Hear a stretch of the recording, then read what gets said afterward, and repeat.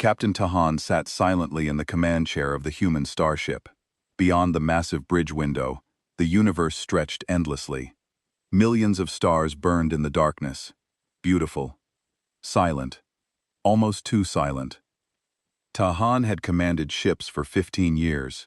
He had traveled through dangerous sectors, survived asteroid storms, and crossed battle zones where entire fleets had disappeared. And he had learned one important thing. Space had a rhythm. A feeling. And today, something felt wrong. The silence was broken by a sudden alarm. Beep, beep, beep. Red warning lights flashed across the bridge. Every crew member immediately turned toward their stations. Cue the signal, Tahan ordered. Lieutenant Hanule worked quickly at her console. A few seconds later, her face changed. Captain. Her voice was tense. I'm detecting a distress signal. The bridge went quiet. Location? Approximately 12,000 kilometers ahead. Hanule pulled up the image. A damaged ship appeared on the screen. It was spinning slowly through space. Its outer hull was cracked. Several sections were burning. Life support readings were weak. Can you identify it? Tahan asked. Hanule hesitated. Yes. She looked back at him. It's Valari. The name instantly changed the mood on the bridge. The Valari, one of the oldest peaceful civilizations in the galaxy. They were unlike humans. Their skin could change colors depending on emotion and environment. Their minds were famous for advanced science and incredible problem-solving abilities. But what made them different was not their technology. It was their choices. For thousands of years, the Valari had refused to join wars. They stayed neutral. They helped both sides during disasters. They never invaded, never conquered, never attacked. A species that had survived the galaxy's darkest conflicts by choosing peace. Tahan stood. Prepare the rescue team. The crew moved immediately. Bring medical equipment. We don't know how many survivors are aboard. He turned toward the medical station. Contact Dr. Ju. A few minutes later, Dr. Ju entered the bridge. She carried a medical tablet and had a serious expression on her face. She quickly scanned the damage report. Then she looked at Tahan. Captain, I need to warn you about something. Tahan faced her. What is it? The Valari are not like us. She looked at the damaged ship on the screen. Their biology is extremely different from human life. She tapped through the data. Their organs function differently. Their cells react differently. Even their atmosphere requirements are not the same as ours. The bridge became silent. Duo continued. If there are survivors, normal human medical procedures could actually hurt them. Tahan looked again at the damaged alien vessel, a helpless ship drifting in the darkness. A crew waiting for someone to answer their call. He knew the risks. He knew they could be walking into an unknown situation. But he also knew something else. A civilization was judged not by how it treated its friends, but by how it treated strangers who needed help. Then we learn, Tahan said. We adapt. He looked at his crew. Because that's what humans do. The rescue ship launched from the main vessel. As it moved toward the wounded Valari ship, nobody on the bridge noticed the faint signal hidden beneath the distress call. A second message, encrypted, ancient, and sent directly toward Earth. The message contained only 3 words. They are coming. Their bodies work in different ways.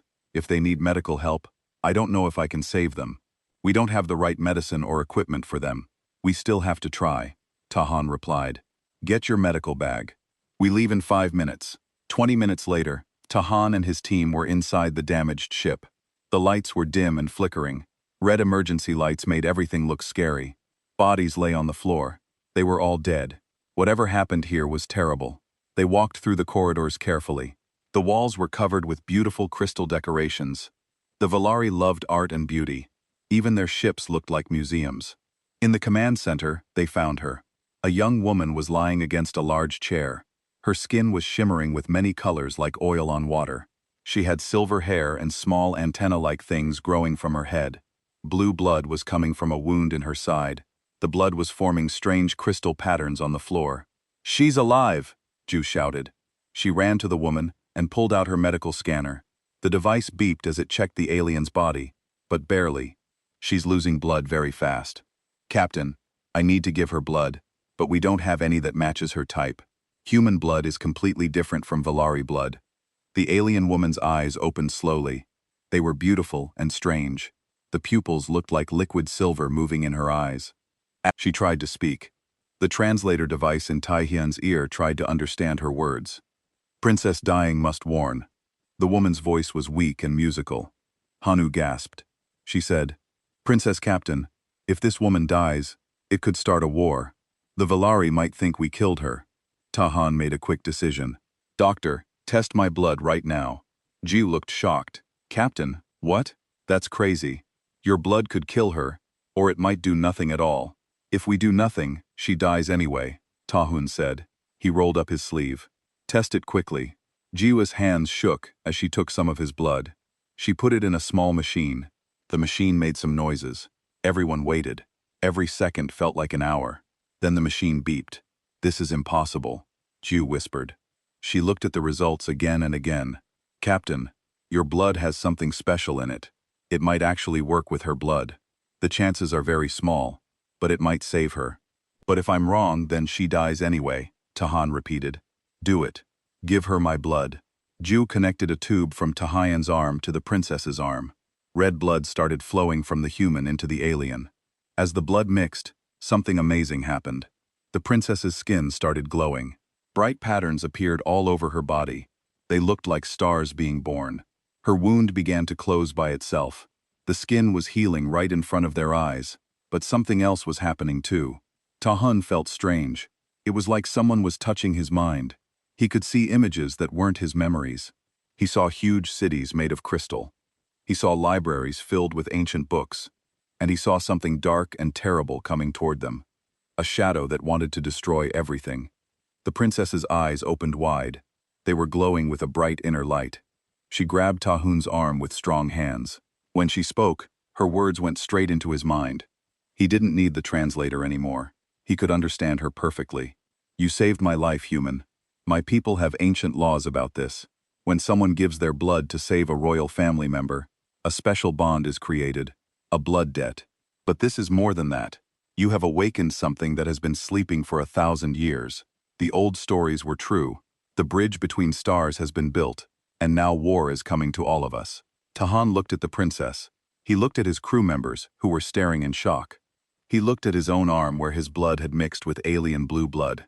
Everything had changed in just a few minutes. He had only wanted to save a life. Now he had started something much bigger, something that would change the entire galaxy forever. Princess Yuna stood in the medical room of the human ship. She felt strong again. The wound in her side was completely healed. It was like she had never been hurt at all. Dr. Ju watched her with wide eyes. She kept checking the medical screens over and over again. This is amazing, Ju told Captain Tahan. He was standing outside the room, watching through the window. Her body is healing 3 times faster than it should. Captain, your blood didn't just save her life. It's changing her, making her stronger. Tahun felt something strange in his chest. It was like his heart knew something his brain didn't understand yet. What do you mean changing her? Her brain is different now. She has new pathways that weren't there before. And Captain, you're changing too. Jiu showed him a screen with his test results. Your blood now has some of her copper proteins in it. Your bodies are adapting to each other. I've never seen anything like this. The door opened and Yuna walked out. She wasn't wearing her torn royal clothes anymore. She had on a simple medical gown, but she still looked like royalty. Her skin was glowing with gentle light. Her eyes were deep and intelligent. She looked at Tainhan and spoke in perfect English. She didn't need a translator anymore. Captain Tainhan, we need to talk privately. There are things about the universe that your people must know, things that could save everyone, or doom everyone. They went to Taihan's private room. Yuna sat down gracefully. She had been trained since birth to be a princess, but under her calm face, Tahun could feel her worry and fear. My ship wasn't damaged by accident, Yuna began. We were attacked by the Korvoks. They are a species from the far edge of the galaxy. They're coming, Captain, and they're worse than any enemy your people have ever known. They eat entire civilizations, not for food or resources. They consume other species to take their genes and become stronger. Tahian leaned forward in his chair. Why did they attack you? And why hasn't anyone heard about this threat before? Because my people kept it secret for 3,000 years. We are the last survivors of an old alliance. 100 different worlds once worked together to fight the Korvoks. Every single one was destroyed. Only the Veltari survived. We developed a special genetic defense. It's in the blood of the royal family. Her eyes met his. Until today, we thought we were the only ones with this special trait. Me, Tahun said quietly. My blood, not just you. All humans. Your species evolved far away from the rest of the galaxy. Nobody knew you existed until recently. But your genetic code has something we thought was unique to my people. Something that can resist the Korvoks. When your blood mixed with mine, it woke up dormant genes in both of us. We are bonded now in ways I don't fully understand yet. She walked to the window and looked at the stars. In my culture, a blood bond is sacred. It means we are family now, bound by fate and duty. But more than that, Captain, your people are the key to stopping the Korvoks. If we can copy what happened between us, if we can make a genetic weapon from human DNA, you want to turn humans into living weapons, Tahun said. His voice was quiet but firm. I'm talking about survival. Yours, mine, and every other living thing in this galaxy. She turned to face him. Tears were shining in her strange silver eyes. My entire family is dead, Captain. The attack on my ship was the end of a secret war that has lasted longer than your civilization has existed. I am the last of the Villari royal family. If I die without children, the defense against the Korvoks dies with me. Before Tahun could answer, alarms started blaring throughout the ship. Hanu's voice came through the speaker. She sounded scared. Captain, come to the bridge now. We're detecting massive energy readings. Multiple ships are appearing. Captain, they're not showing any identification codes. We don't know who they are. Yuna's face went pale. Her skin stopped glowing. They found me. They always find us. No matter where we run, no matter how we hide, they always find the royal family. Tahan grabbed her hand. When he touched her, he felt the strange connection between them pulse with sudden energy.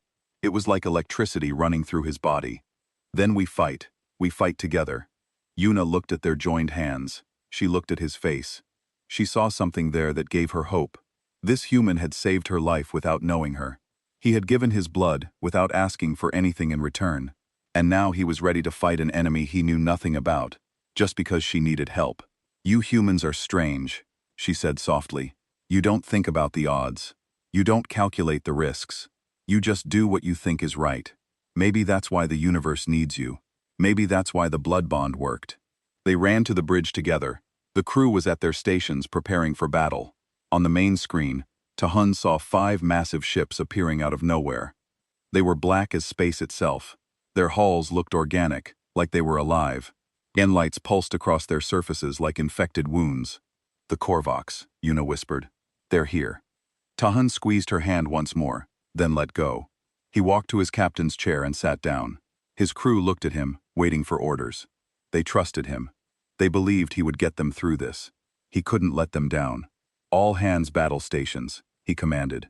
His voice was calm and strong. Raise shields. Charge weapons. Today we face an enemy that has destroyed 100 worlds. But they haven't faced humans before. They haven't faced what we can do when we fight for something that matters. Let's show them what a mistake they made by coming here. The Korvax ships started moving forward. War had begun. The bridge was full of noise and movement.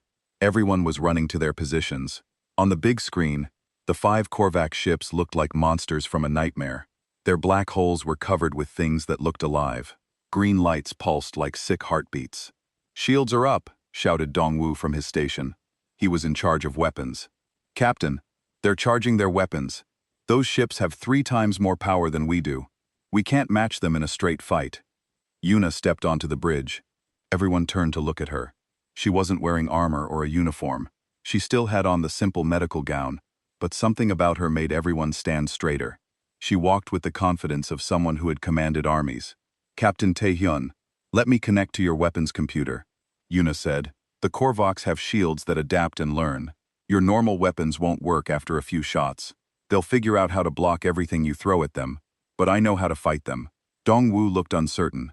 Captain, I can't just give an alien access to our weapons. Security protocols. Do it, Tahun ordered. Trust me. Ya put her hands on the weapons console. Her skin started glowing. The entire system lit up with new patterns and configurations. Weapon settings appeared that no human had ever seen before. Your species built good weapons. You just don't know the right way to use them against the Korvoks. I'll show you. The first attack from the Korvoks was terrible. The blast hit the ship like a giant hammer. The whole vessel shook. People fell from their chairs. Alarms screamed everywhere. The ship's computer reported hull damage on 3 different levels. Return fire, Tahun commanded. The ship's weapons fired, but not in the normal way. Instead of long, steady beams, the energy weapons shot in fast pulses. Each pulse was at a different frequency. Yuna had programmed them to change constantly to hit the enemy shields in different ways each time. One of the Korvac ships exploded in a burst of green fire. "We got one," Dongwu shouted happily, but his smile disappeared quickly. The other 4 ships changed their formation. Their weapons started charging up with even more power. Yuna's eyes rolled back, until only the whites showed. When she spoke, her voice sounded strange and echoing. "They're learning faster than I expected. Captain, they know I'm here. They're willing to destroy their own ships if it means killing me. I'm the last royal. Without me, there's no one left to stop them." Hanule calculated jump to the nearest base. Tahan ordered. "We need help." Hanule worked at her console, then looked up with fear in her eyes. "I can't, Captain. They've deployed some kind of field around us. Our jump drive is offline. We're trapped here." Tahun felt the blood bond with Yuna pulse. Suddenly, images flooded into his mind. Battle tactics, ship movements, knowledge from 3,000 years of fighting the Korvoks. It was like someone was downloading information directly into his brain. Without thinking about it, he knew what to do. All power to engines. Helm, prepare for extreme maneuvers. On my mark, we're going to fly straight at that asteroid over there. Weapons, I need you to fire at the exact moment I tell you to. We're going to make them think we're running away in panic. His second officer looked confused. "Captain, trust me," Tahun said again. "Now go." The ship shot forward at maximum speed. They headed straight for a big asteroid. The Korvac ships followed them, just like Tahun knew they would. They were so focused on catching the fleeing ship that they didn't think about what might happen. "They're following us," Dongwu confirmed. "All 4 ships in attack formation. Wait for it," Tahian whispered. He watched the distance counter. The asteroid was getting closer and closer. In a few seconds, they would crash into it and die. But he didn't give the order yet. He waited. His crew was silent. They trusted him, even though they were terrified. Now, Tae-hun roared. The ship did something impossible.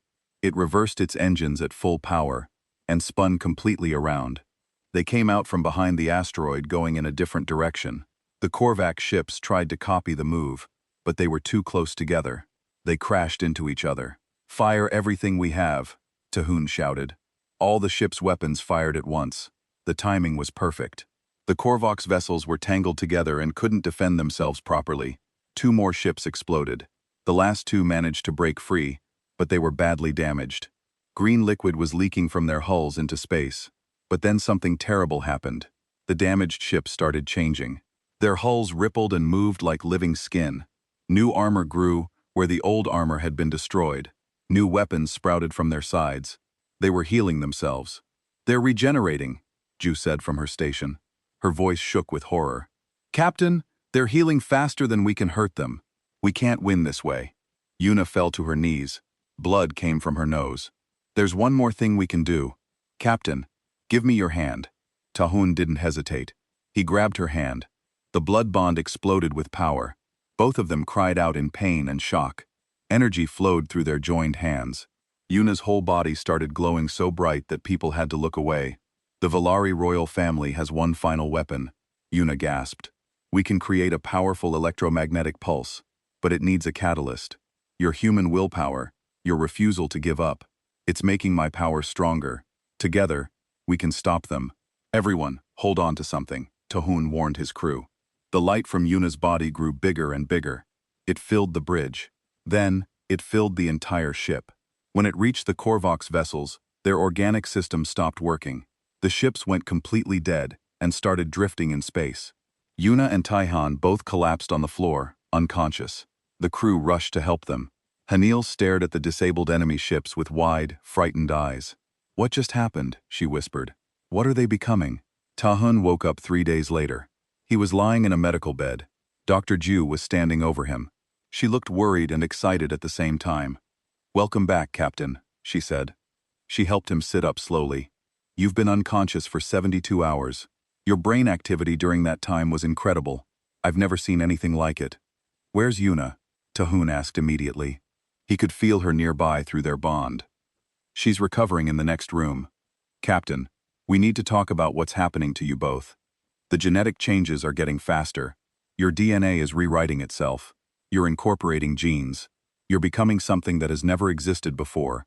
Before he could respond, Admiral Kungu appeared on the communication screen. His face looked serious and concerned. "Captain Tahun, your report has reached our headquarters. I'm ordering your ship to come to Sanctuary Station immediately. We need to meet with you and the Princess in person. What you've discovered changes everything we know about the galaxy." Sanctuary Station was huge. It orbited a yellow star in neutral space. Diplomats from dozens of different alien species lived and worked there.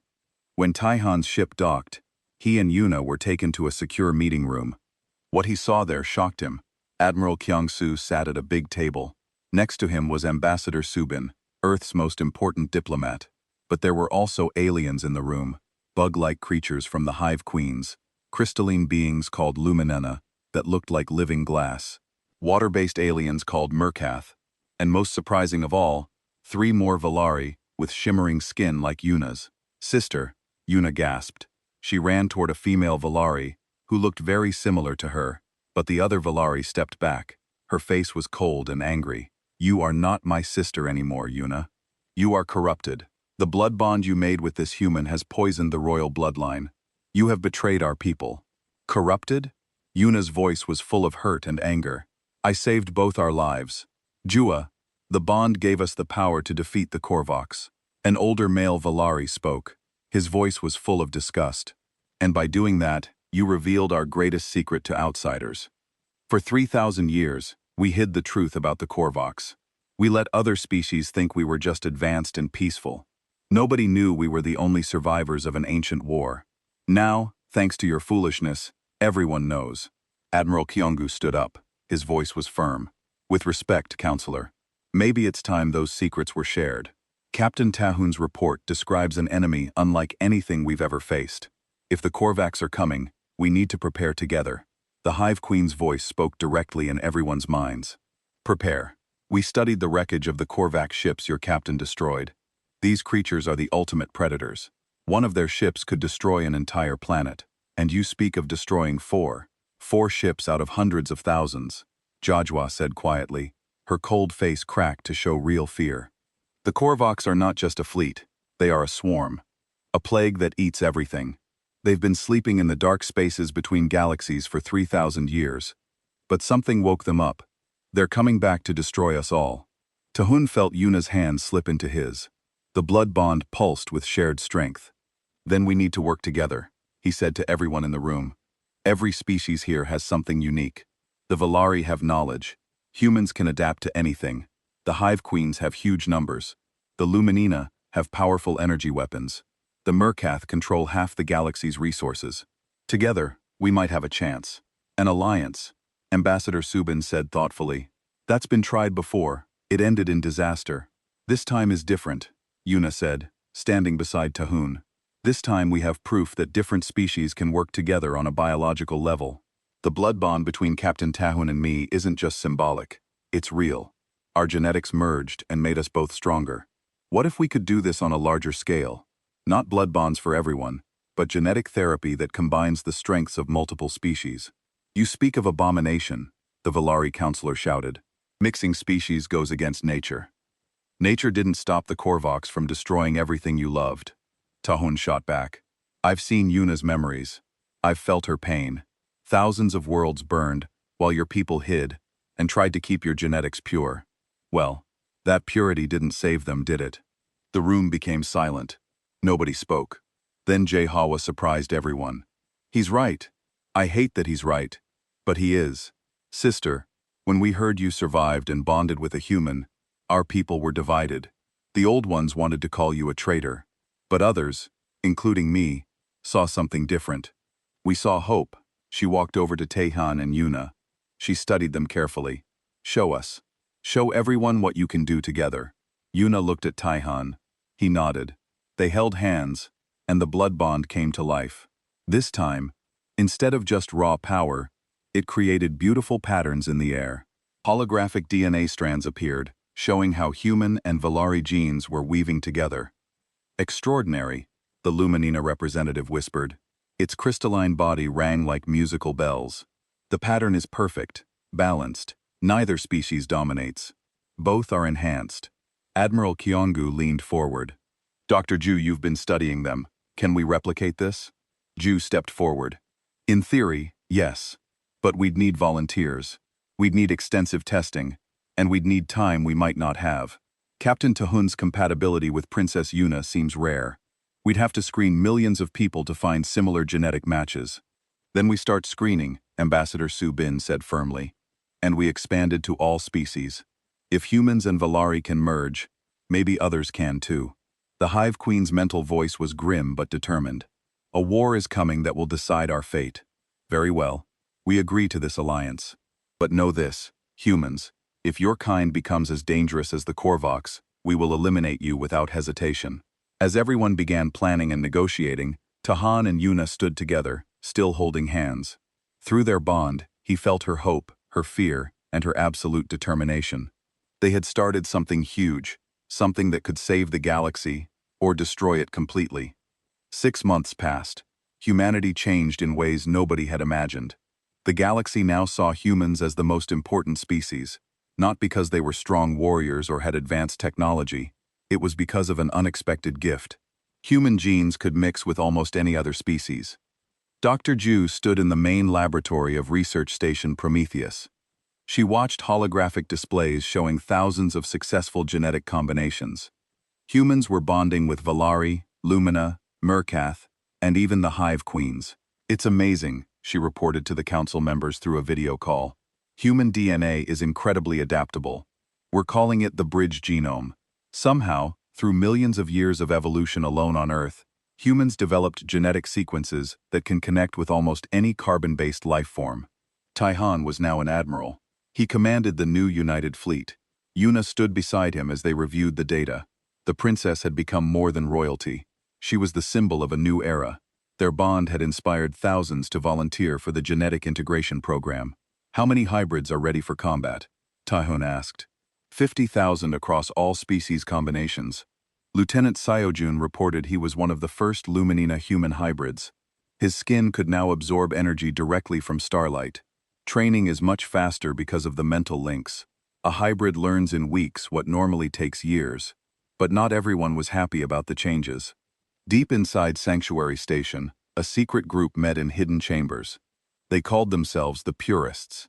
Counselor Des led them. He had opposed Unisbon from the very beginning. This abomination must stop, he declared to the gathered conspirators. We're not creating an army. We're destroying our identities. In 2 generations, there won't be pure humans or pure Veltari anymore. Just these mongrels. The humans are using this crisis to absorb us. A Hive Queen representative agreed. Its mental voice was full of paranoia. Soon they will be the dominant species, not through war, but through integration.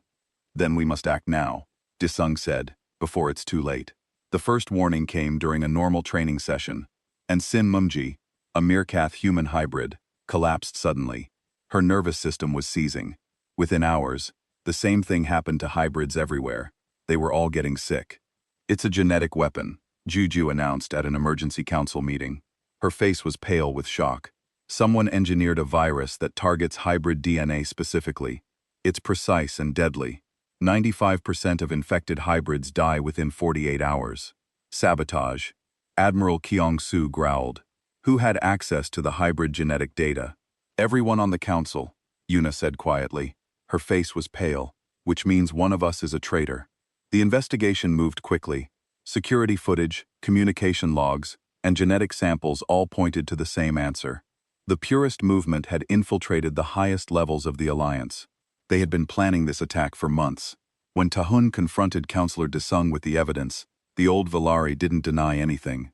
"I did what was necessary to preserve our species," he said calmly. "Better we all die as ourselves than live as abominations." "You killed thousands of people," Tahun said. His voice shook with rage, including children, families, people who volunteered to become something greater than themselves. "Greater," Disung laughed bitterly. "You're naive, Admiral. This alliance was always doomed. Species don't cooperate. They compete. That's the fundamental law of evolution. You humans with your dreams of unity have forgotten that survival requires sacrifice. The strong survive, the weak perish. That's nature." Before Tahun could respond, alarms started blaring throughout the station. Han's voice came over the speakers. She sounded terrified. "Admiral, massive gravitational distortions detected at the edge of the system. Ships are appearing. Thousands of them. The Korvoks are here." The view screen showed a sight from nightmares. A fleet of Korvoks vessels emerged from the darkness. Each one was a biological horror of twisted metal and organic tissue. They numbered in the tens of thousands. At their center was something even more terrifying. A ship the size of a small moon, pulsing with evil intelligence. "The hive mind," Yuna whispered. Her hand found Taehyun's. "They've sent their central consciousness. They mean to end everything here and now." Admiral Kung Shu's face appeared on every screen across the Alliance. "All forces, battle stations. This is what we've been preparing for. Human, Valari, Lumina, Mirkath, Hive Queen. Today, we stand together as one. Today, we show these monsters that evolution isn't just about survival of the fittest. It's about adaptation. It's about cooperation. It's about the strength we find in unity." Ships from dozens of species formed into battle formation. Jiu rushed onto the command deck. She was out of breath. "Admiral, I think I have a cure for the virus, but it requires something radical. Something dangerous?" "How radical?" Tahun demanded. "We need to accelerate the integration. Make it permanent and complete. No more half measures. Full genetic fusion. The virus targets incomplete bonds. But if we can complete the transformation, merge the species completely on a fundamental level, the virus will have nothing to attack." "You're talking about changing our species forever," Yuna said. "Creating something entirely new." "Yes," Jiu confirmed. "But it's also the only way to fight the Korvoks effectively. Their strength is adaptation. They can change to counter any threat. We need to adapt faster than they can." Tahun looked at Yuna. Their blood bond sang with shared understanding. Both of them knew what had to be done. "Then we lead by example," Tahun said firmly. "Doctor, start with us. Well, show everyone it can be done." As the Korvac fleet moved closer and the full integration process began, the fate of the galaxy hung in the balance. The next few hours would determine whether the Alliance's bold experiment would save them all or doom every living thing to extinction. The transformation chamber blazed with energy. Taehyun and Yuna stood at its center holding hands. Their bodies were outlined in waves of light. Around them, dozens of hybrid volunteers underwent the same process. Their genetic codes were being rewritten in real time. Neural integration reaching critical threshold, Ju announced. Her hands moved quickly across the medical console. "Genetic markers are stabilizing. The fusion is working." Tahun felt his consciousness expanding and merging with Yuna's. It was beyond anything the blood bond had shown them before. He could feel her thoughts and memories becoming part of him. She was experiencing the same with his mind. They were no longer human, and Valari standing together. They were becoming something completely new. Outside the station, the Korvoks fleet advanced. The United Fleet stood in defensive formation.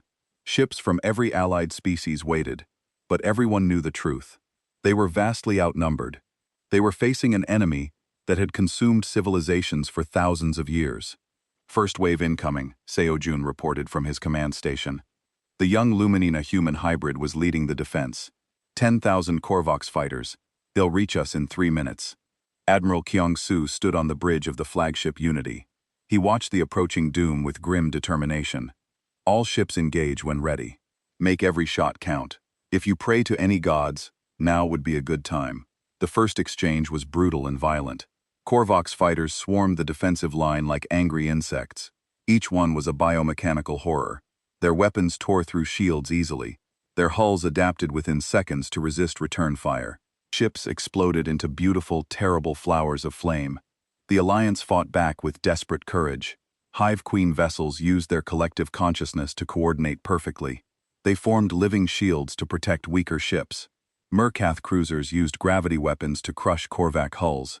Human fighters used guerrilla tactics, learned from centuries of Earth's wars. But they were losing. For every Korvac ship destroyed two more advanced. The massive Hivemine vessel hadn't even joined the battle yet. It hung back like a predator, watching its prey tire itself out. In the transformation chamber, Tahun and Yuna's bodies began to glow with impossible intensity. Their DNA had completed the full fusion. When their eyes opened, they shone with an inner light that seemed to pierce through reality itself. "It's done," Jui breathed in awe. "They're alive. They're magnificent." Tahan spoke. His voice carried harmonics that resonated with every hybrid in the system. All integrated units received the pattern. Evolution accelerated. Adaptation enabled. We are the bridge between species. And we will not fall. The transformation spread like wildfire through the fleet. Every hybrid that had been dying from the purest virus suddenly stabilized. Their integration completed in moments. More than that, volunteers across the fleet began spontaneous transformations. Their bodies were responding to the genetic broadcast. The Korvacs noticed immediately. The hive-mind vessel pulsed with dark energy. A psychic scream tore across space. Every mind in the system heard it. Impossible. The ancient pattern. You have unlocked what should have remained dormant forever. Yuna's consciousness merged with Tahun's as she accessed millennia of ancestral memories. "I understand now," she said. The Korvac weren't always predators. They were the first species to attempt genetic fusion. But they did it wrong. They forced evolution without consent, without harmony. They became monsters. Now they seek to destroy any species that might succeed where they failed. "Then we'll show them what true success looks like," Tahan replied. Together, they reached out through the network of integrated beings. They linked minds across species. They created something unprecedented, a collective consciousness that preserved individual identity while sharing power and strength. The tide of battle shifted dramatically. Ships that had been near destruction suddenly burst with renewed energy. Hybrid soldiers demonstrated abilities that seemed impossible. Luminina humans channeled raw starlight as weapons. Mirkath Valari manipulated gravity with thought alone. Hive human collectives shared sensory data across entire fleets. But the Korvac's hive mind was not finished. The massive vessel began to transform. Its hull split open to reveal something ancient and terrible. A being that was part ship, part creature, part living nightmare. "That's their overmind," Ju reported. Her voice shook with fear. "The consciousness that controls the entire Korvac species. If it's showing itself, they're desperate." The overmind spoke directly into every mind in the system. Its voice was like the grinding of dead galaxies. "You have forced our hand, young species. We will show you why civilizations fear us. We will demonstrate what happens to those who play with evolution's fire." Energy built around the hive mind vessel. Power levels registered off every scale. A single shot from that weapon could sterilize an entire solar system. It could kill every living thing for light years. Tahian looked at Yuna through their merged consciousness. They made a decision. Everyone link with us. All integrated pairs. All hybrid ships. Every mind that has chosen evolution over stagnation. We're going to show them what unity really means. Across the fleet, thousands of minds joined together. They created a network of consciousness that spanned species and individuals. They became a symphony of thought. Each voice was distinct but harmonizing with the whole. When the Korvac's overmind fired its reality-breaking weapon, the Alliance responded with something the universe had never seen. Pure collective will backed. By the combined strength of dozens of species formed a shield. Not a shield of matter or energy, but of possibility itself. Of hope. Of the power that comes from choosing to stand together. The two forces collided. For a moment, space itself seemed to hold its breath. Stars flickered. Reality wavered. The fabric of existence trembled. Then everything changed. When the light faded, the Korvac's hive-mind vessel hung in space with its weapons silent. But it hadn't been destroyed. Something far more profound had occurred. Something that would change the course of galactic history forever. The Overmind's voice spoke again, but this time, it was different. Softer, almost vulnerable. "What have you done to us?" Taehun and Yuna, still linked with thousands of minds across the fleet, understood what had happened. Their collective consciousness hadn't attacked the Korvox. It had embraced them. The shield they'd created had been an invitation, not a weapon. "We've shown you what you forgot," Yuna said. Her voice carried across space through the telepathic network. "You were once like us, seeking connection, seeking unity. But fear made you predators. You consumed others to prevent them from consuming you. It's been so long that you forgot there was another way." Within the hive mind, something ancient stirred. Memories of a time before the Korvox became monsters, when they had been a species seeking understanding through genetic fusion. But they had forced the process. They had violated the sanctity of choice. In doing so, they became the very thing they'd feared. "We cannot undo what we have become," the Overmind said. For the first time in thousands of years, its voice carried grief. "We are too far gone.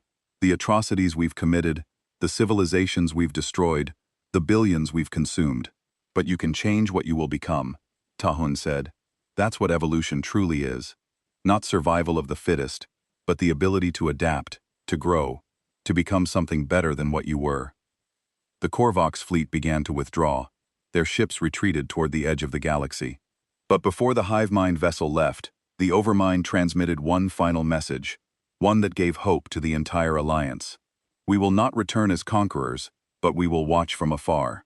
And perhaps one day, when we have learned to accept what we are and what we can become, we will ask to join your alliance, not as predators, but as students." As the Korvox disappeared into the darkness, the Alliance fleet erupted in celebration. Ships from dozens of species broadcast messages of triumph and disbelief.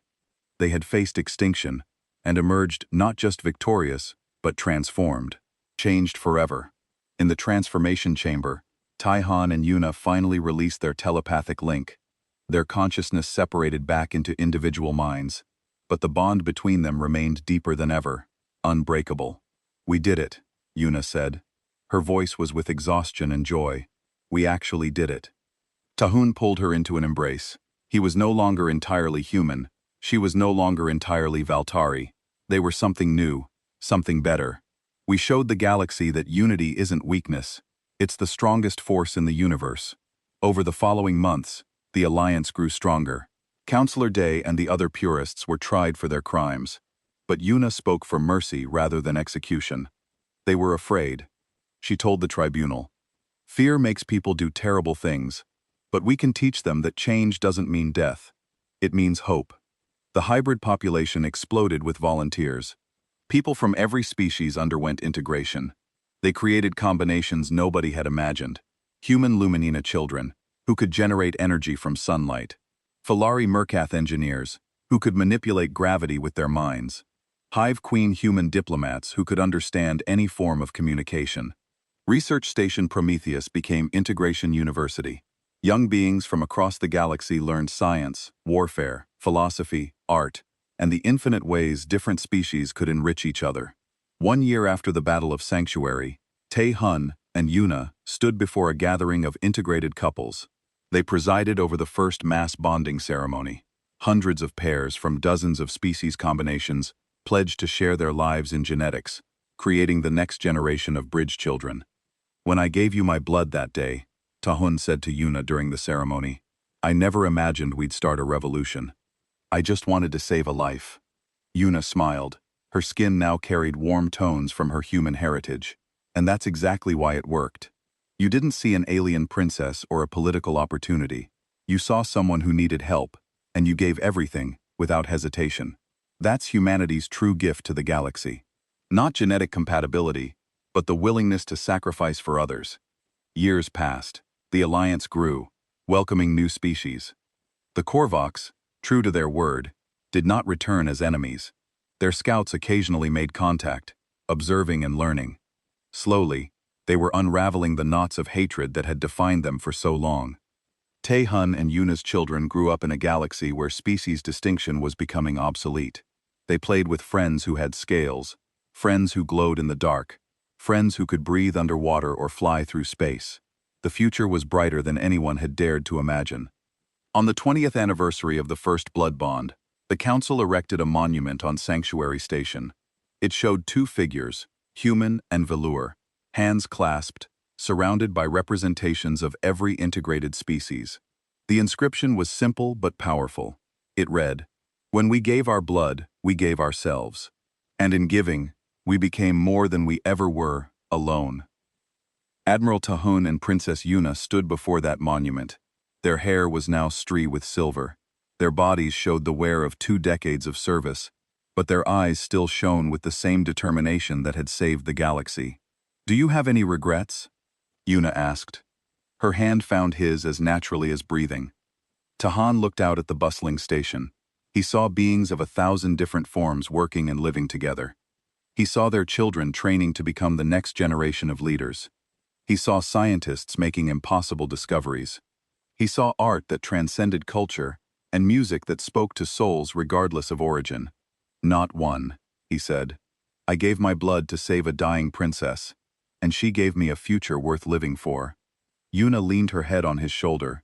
Together, they watched the sunset over Sanctuary Station.